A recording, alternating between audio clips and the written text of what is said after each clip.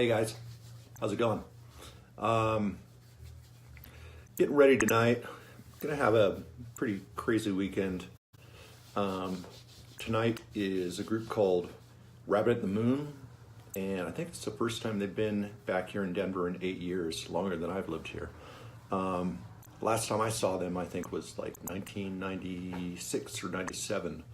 So it's gonna be a pretty good night out. Gonna go out with a buddy of mine and do an after hours thing. So I thought that I would post here before I gear up for all that stuff and see if I could help you guys out a little bit. All right. So today we're going to tune your brain a little bit. Problem that most of you guys have when it comes to making music is you keep thinking that you need something new, something else. That new thing that is going to improve your mixing or improve your overall sound or all that type of stuff. So I want to basically kind of clear the slate and let you know that you've already got everything that you need right now, in 99% of you at least. If you've got your digital audio workstation, if you have a QWERTY keyboard, and if you have a mouse, that's pretty much all you need. Sure, I have some other equipment that I use and stuff, but I still work inside the box quite a bit. I have some great plugins, but I still use Ableton's internal plugins probably about 80% of the time. And why would I do that? Well, basically because it's just faster for me to work with something that's built in that I already know works pretty darn good. Are there things that sound a little bit better? Totally. But does it make a difference between whether you have an average song or a really great tune? Not much. Not really much. It's those things are more like subtleties that other producers might notice. But in general, most people that are going to be listening to your song, it doesn't really matter what you're using. And the problem here is it really comes down to a creativity thing. Like, you guys feel that you'll be more creative if you have these new tools. And the problem is that most of the time that you get new tools, you use them for a little bit.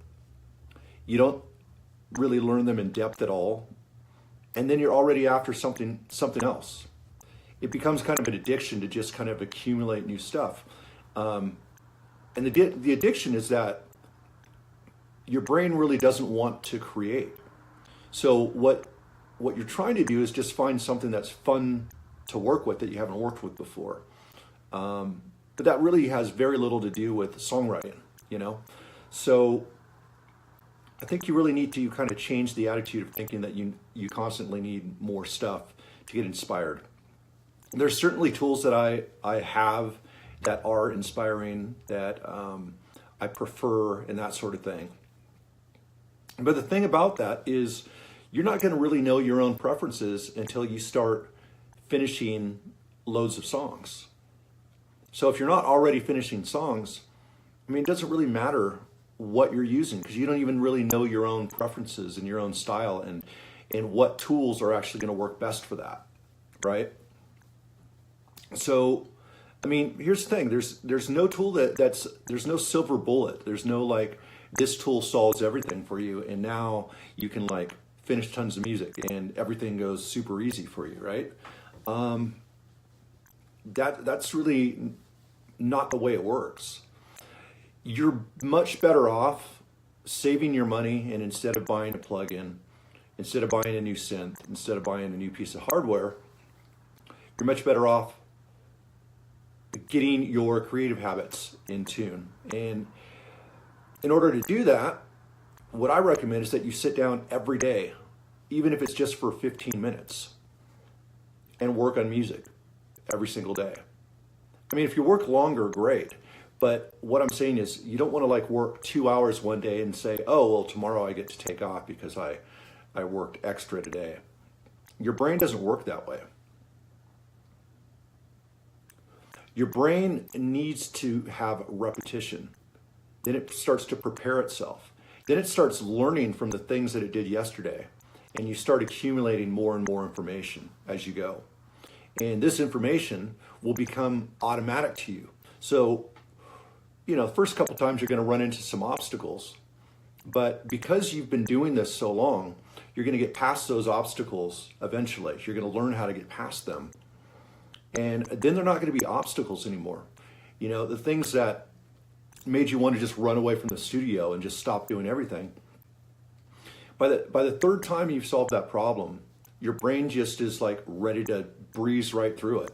Like it's not even a problem at all. You just carry on, Maybe your issue is in arranging your songs or something. Maybe you're not great at arrangement, but you're really good at making 8 or 16 bar loops, which is the case with most people when they're starting out. And the fact of the matter is that once you have learned how to arrange your music, you're not going to run into that problem really anymore. Once you have kind of conquered that, it's not something that you're going to resist. And that's really all this is like you hit writer's block or you get an inability to create because you're resisting something that's new to you.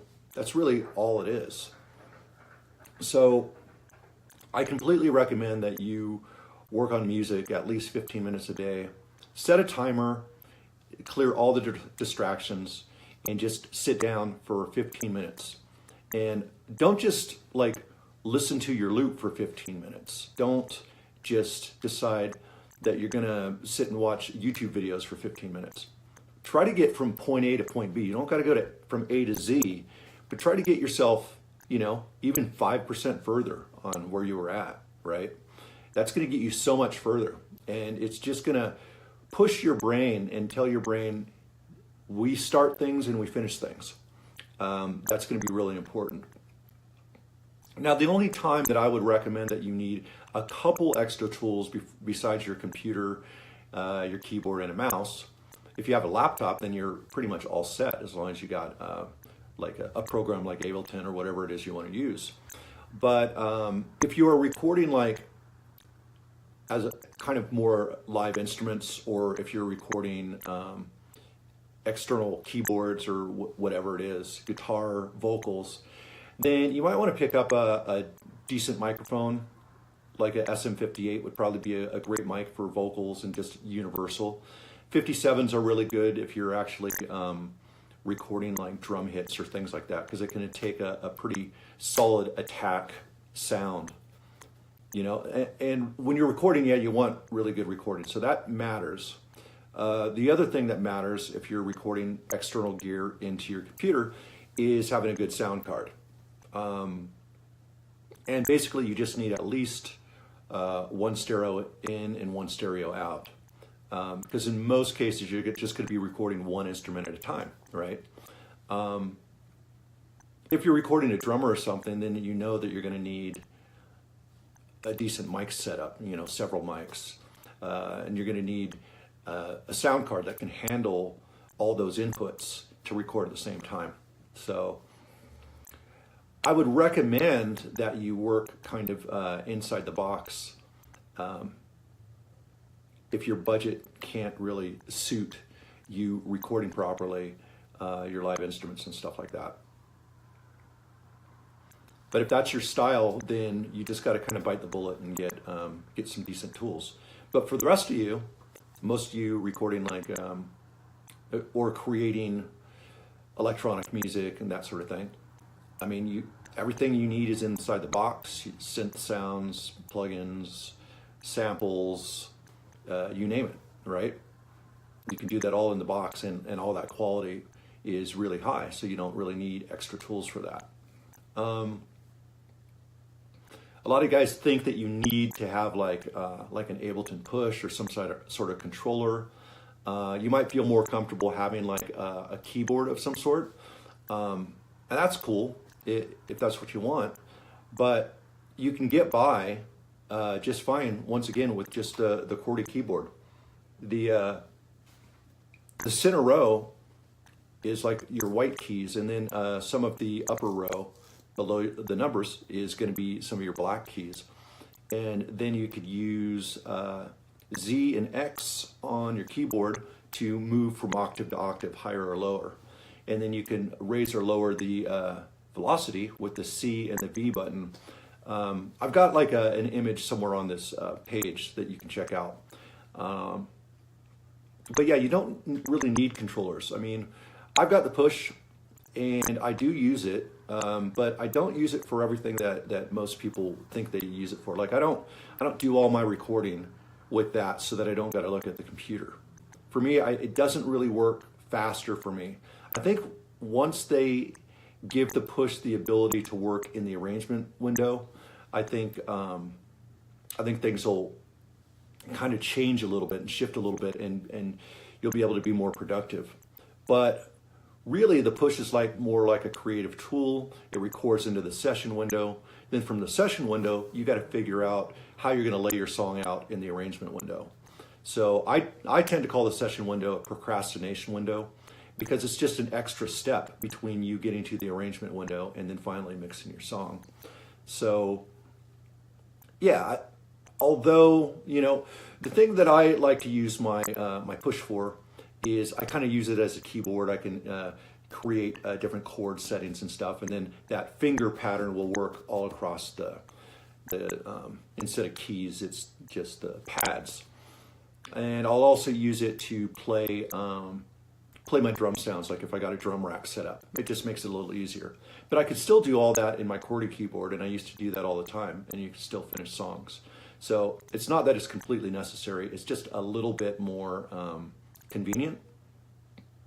What I used to do is try to get myself to be able to do everything in a controller, and it actually made things harder and made things take more time. But I just felt, I don't know, cooler that I was using this piece of equipment instead of a keyboard and mouse, until I realized that the real goal is finishing more songs more quickly, more efficiently, and decided that whatever the fastest tool is what I'm going to use, right? So once again, most of what you're going to do in music production is going to be cut, copy, paste, delete, duplicate. It's not really complicated stuff, and since that's mostly what you're doing, your controllers and all your other equipment are more like subtle things that you can do. Don't get me wrong, it's great if you want to automate certain things, but for me, with automation, I tend to draw my automation in, you know what I mean? Because I can get a little bit more accurate.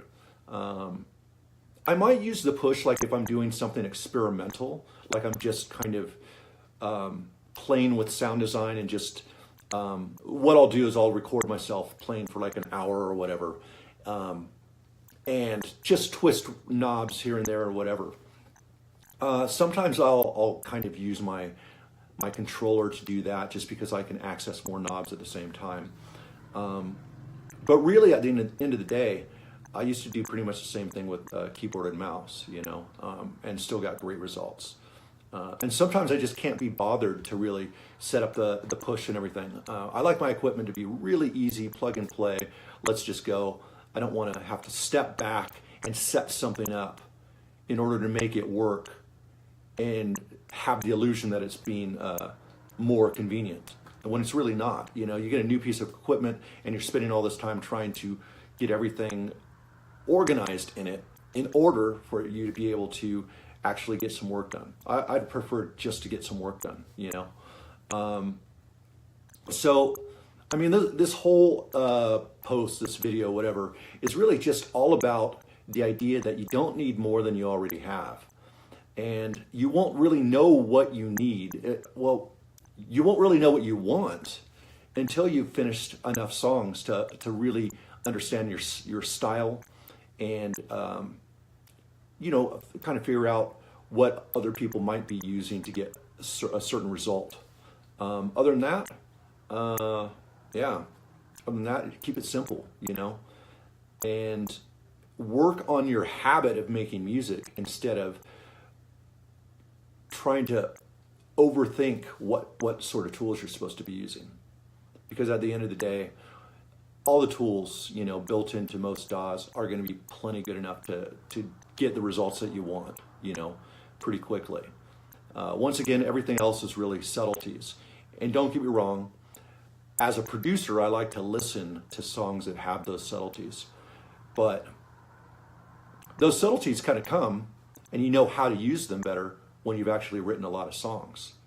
Otherwise, those subtleties, you're not really going to be using those subtle tools correctly, in my opinion, or misusing them for something experimental.